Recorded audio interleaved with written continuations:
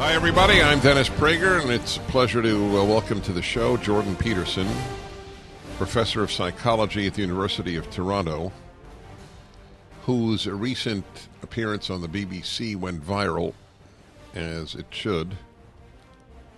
And he is the author of the #1 best-selling book on Amazon. That is a much bigger achievement. That's a real-life achievement. Nobody knows how the New York Times gets to its bestseller list. It's part voodoo and part Wiccan theology. Nobody really knows, but the Amazon numbers are for real. So if you're #1 on Amazon, that means you're #1 against all fiction and nonfiction, all children's book, all self-help books, and coloring books, yes, wow. Everything. Yes. And he is Jordan Peterson, who is a fighter for the good fight and who, by unbelievably fortuitous coincidence, is this week's presenter of a Prager University video. Fix Yourself. It's titled Fix Yourself. And his book is titled 12 Rules for Life, An Antidote to Chaos.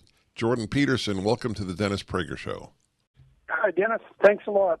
Yeah, it's a great thing to be beating out all the coloring books. You know what? So now I'm going to let you know a secret. I say something ridiculous in most of my introductions of authors. Sometimes they go completely unnoted. So it is a credit to you. It means you are really real, that you gave reaction. Well, it's always good to be looking for the surreal and comical. Isn't it? There is no, otherwise we're doomed. Otherwise, I had a feeling. Yep. I had a feeling we're kindred spirits, and this is verifying my suspicion. Well, that's so much the worse for you, I would say, but that's okay. That's a good one. Where are you right now? Are you in Toronto? No, I'm in L.A. I'm out here I'm out here with a friend of mine, Greg Hurwitz, who's an author of a book. He's got a book coming out this week, too, called Hellbent. And in that book, it's a part of the Orphan X series, and his characters follow my rules for life, which is quite fun. Oh, that's so nice. That little interweaving of that into his books. Yeah, it's been pretty fun. By the way, I just want to know, were you impressed that I said Toronto and not Toronto? I'm impressed. But I'm easily impressed. I'm Canadian. Eh? We're easily impressed. By the way, you will love this, talking about your being Canadian. So I asked Charles Krauthammer, the famous American analyst of news and life. So he is Canadian. He grew up in Montreal. And I asked him once, and it was in public, what is the biggest difference between Canada and the United States? You will love his response. He said, I'll tell you that, Dennis, it was amazing that he came up with this immediately. Here's the biggest difference, Dennis. The motto of the United States is life, liberty, and the pursuit of happiness. The motto of Canada is peace, order, and good government. What do you think of that? Yep. Well, that's exactly it. That peace, order, and good government, that's built right into our Constitution. Yeah? Yeah, so it's definitely... It's a funny thing because in some ways Canadians are more conservative than Americans, or they're less libertarian, I would say. But in other ways they're more liberal. So Canada is sort of like the U.S. if you chopped off the extremes.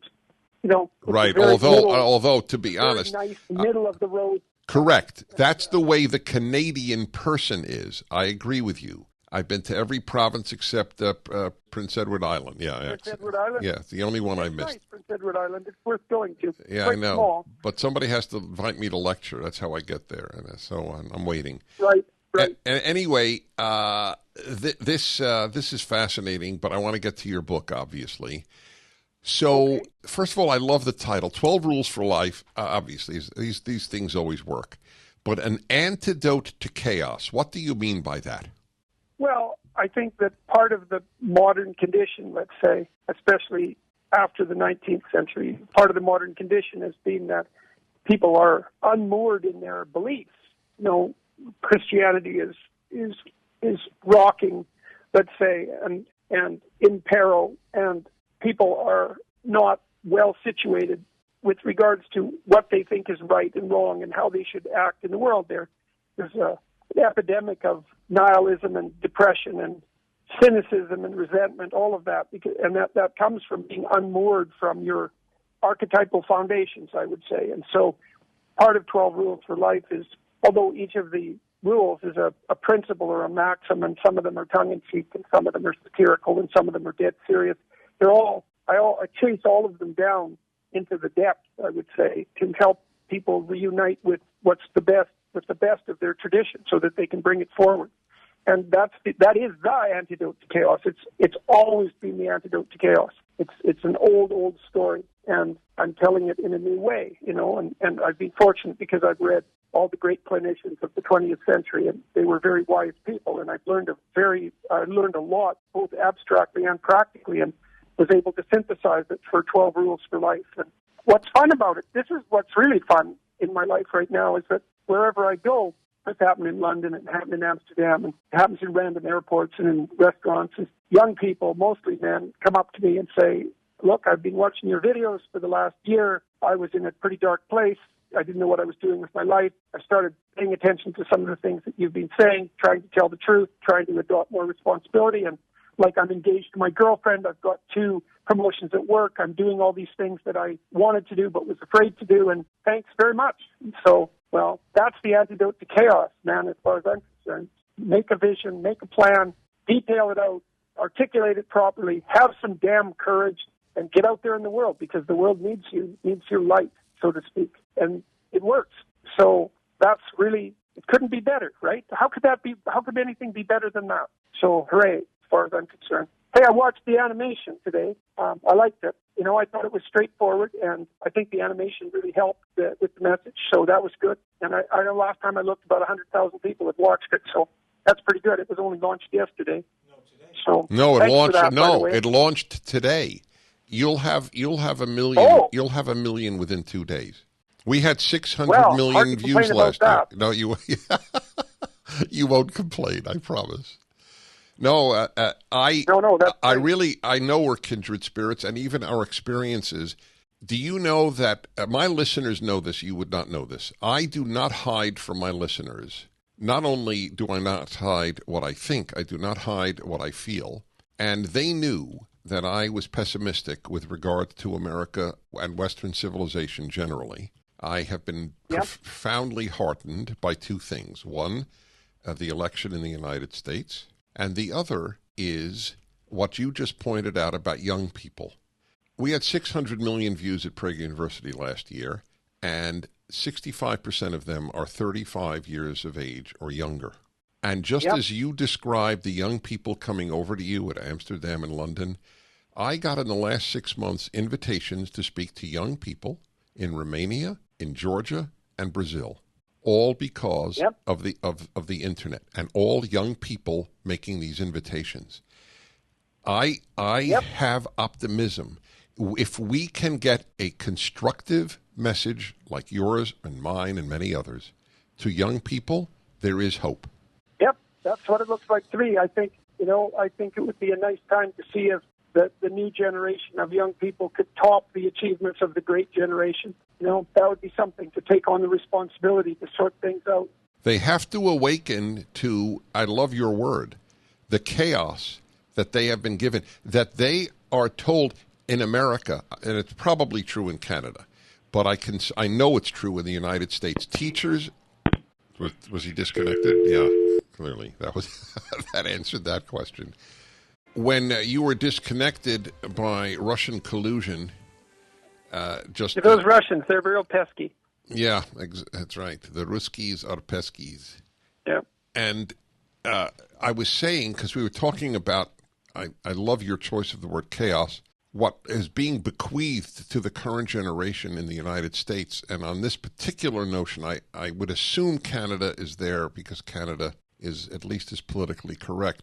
But the teachers are told in the United States in elementary schools, do not refer to your students as boys and girls, lest you impose a gender identity. Yeah, we had in Alberta, one of Canada's provinces, there was a suggestion that the boys and girls refer to each other as comrades.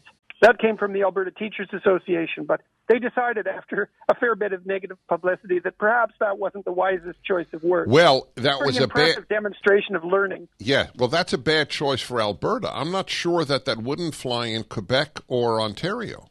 Well, hopefully we're not that far down the road, although I know that in Ontario, the Elementary Teachers Federation of Ontario has already put out a curriculum that's explicitly designed to turn children from kindergarten to grade 8 into social justice activists. And Right. that's even what it's called. Mm-hmm. And we have social justice tribunals in Ontario now. So, and the Law Society in Ontario has made it mandatory for its members, for the lawyers in Ontario, to come out with a pro-social justice statement or risk losing their license. But there is a number of lawyers who are organizing to fight that off. So I don't know which of our countries is going to go to hell in a handbasket faster. It's kind of a neck and neck race as far as I can tell. Well, we were faster. We swapped. We were faster to hell in a handbasket, and then we elected Donald Trump. You were slower, and then you elected Trudeau. So we've swapped the first place in that race. Yeah, Trudeau, he's the guy who thought the best way to pick a cabinet was by gender. Brilliant. Because why bother screening people for competence when you can screen them for genitals? Yeah, exactly right. What is your story? Well, how do you react to this, the current movement of calling students who want Z as opposed to he or she? Well, the thing that I don't really care what people want to be called. It's up to them, more or less. And if they're reasonable to me in their discussion of it, I might be willing to acquiesce if I felt it was in their best interest. But for me, that wasn't the issue. The issue was that the government made it illegal not to do it. It's like, no, sorry, that's the line. Right, exactly. I'm with you on that. That is exactly right. Well, in the U.S., you guys took care of that back in about 1942 because there was a Supreme Court ruling that stated explicitly that the government was not to mandate compelled speech. And we have the same legal tradition. And that should have been obvious, like the necessity of that or the ill-advisedness of that should have been obvious to the politicians who were putting this forward, but they don't give a damn about niceties like jurisprudential precedent or freedom of speech. Those are all part of the tyrannical patriarchy. They need to be obliterated. I'm going to read to my listeners just a few of your rules in the 12 Rules for Life, which incidentally I intend on reading. Rule number 1, stand up straight with your shoulders back. What do you mean by that? Have dignity? It's that. It's face the world with courage. Good, courage. Like the world's a harsh place, Yes. There's no doubt about that. And That's 12 right. Rules for Life makes that very clear. It's the world is a tragic place, and it's touched by malevolence, and people's lives are difficult, and it's a hell of a burden to be alive. But the best way to deal with that is to confront it straightforwardly. And that chapter does two things. It describes the fact that hierarchical structures are deeply embedded in nature. And so the idea that hierarchical structures are in some sense a side effect of patriarchal capitalism it's nonsense of the highest order. Hierarchies have been around for 350 million years, which is a lot longer than capitalism has been around. And the chapter is a description of why it's necessary to confront the world forthrightly and courageously, why that works better for you, why it works better for your family, why it works better for society. It's a deep discussion of why your grandmother was right when she told you to stand up straight and stop slouching. It's terrific. It's really it's heartening to hear you. It's a comical chapter too. No. I know. Well, you have dark humor. I love it. I talk a lot about lobsters in that chapter, and you'd think, well, what the hell do they have to do with anything? But it turns out that lobsters are more like people than you might think, and so I make a very comical case for that, I think, in the chapter. It's comical and serious at the same time. Do you have any allies at the University of Toronto? Oh, yeah. Look, I mean, the University of Toronto is a fairly conservative institution. I mean, first of all, most of the students there are children of first-generation immigrants, and all they care about is getting good grades and seeing if they can situate themselves in the workplace. The activists are a tiny, tiny, noisy, obnoxious minority. And I would say that it's the same with the faculty members. Most of them are diligently pursuing their research interests, in kind of narrow, focused isolation, which is really what they should be doing. But there's about 200 people there, maybe a couple hundred more, who are of the social justice activist types, especially at the Ontario Institute for the Studies of Education, which I have a propensity to refer to as Rat's Nest Central. So that hasn't exactly endeared me to them. Mm-hmm. But it's not like I'm under attack at the University of Toronto. The administration there has really decided to leave me be ever since last January. And there are people who come out now and then, like they did in September, with 200-person petitions trying to get me fired. And it's just a no-starter. So, and the university, I would say, because I have some sources, let's say, in the administration who are informing me about what's going on behind the scenes, and the university has redoubled its commitment to free speech in the aftermath of what's happened over the last year. So, I think they made some errors when the videos I was making critiquing the federal legislation went viral. I think they made some errors. But people make mistakes. The question is, what do they do in the aftermath of those mistakes? And I would say that the University of Toronto has sorted itself out quite intelligently. There's still trouble, and it isn't perfect, and there's still an One final question, Jordan Peterson. Yep. Do you regard yourself as essentially secular or religious?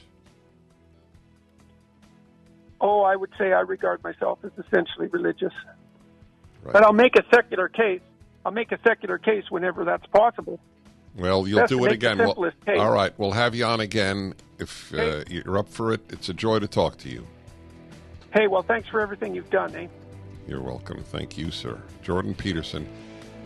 My last question to Jordan Peterson, who clearly exudes wisdom. My theory is that there is no wisdom outside of the God-centered world of the Judeo-Christian system. There is a lot of knowledge, but there is no wisdom, and that's why there's no wisdom at our universities. It's a pack of foolishness. And here was a man who was so obviously wise. I had no idea if he was an atheist, a religious man, a secular man. I had no idea. I gambled. And I said, are you essentially a secular or religious person? Thought for a moment and said religious. That's the reason I asked it. Because if I hear wisdom, I just assume there is an essence of religiosity there.